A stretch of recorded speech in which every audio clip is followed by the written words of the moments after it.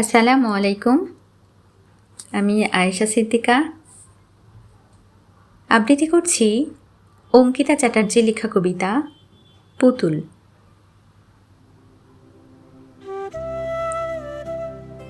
কল্যাণীর যখন ৩.৫ বছর বয়স, তখন একটা পুতুল ওর খুব পছন্দ হয়েছিল। পুতুলটার জন্য তার বাবার কাছে অনেক আবদার করেছিল সে, যার ফলস্বরূপ বেশ মার খেতে হয়েছিল তাকে নিজের মায়ের হাতে। একটা ৩.৫ বছরের বাচ্চা তখন জানতো না যে তাদের দিন আনা দিন খাওয়া পরিবার।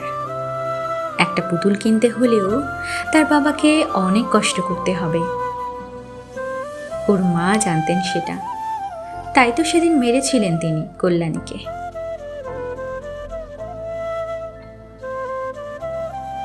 সেদিনের ঠিক ৪ দিন পর ওর বাবা ওকে সেই পুতুলটা এনে দিয়েছিলেন।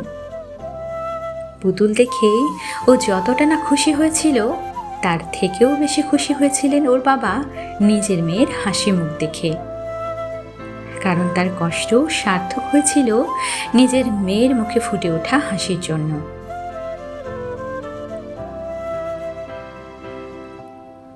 সময় অতিবাহিত হয়েছে, সেই সাথে পরিবর্তন হয়েছে কল্যাণীর জীবন। অবস্থার উন্নতি হয়েছে আগের তুলনায়।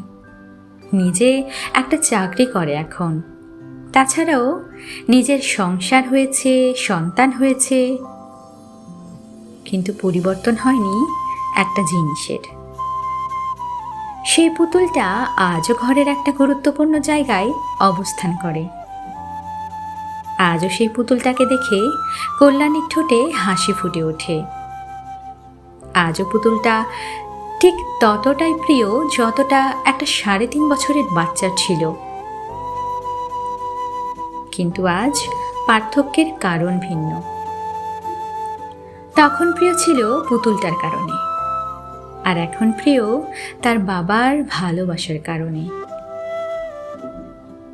তখন না বুঝলেও এখন বোঝে সে যে এই পুতুলটা কিনতে তার বাবাকে কতটা কষ্ট করতে হয়েছিল। ধন্যবাদ।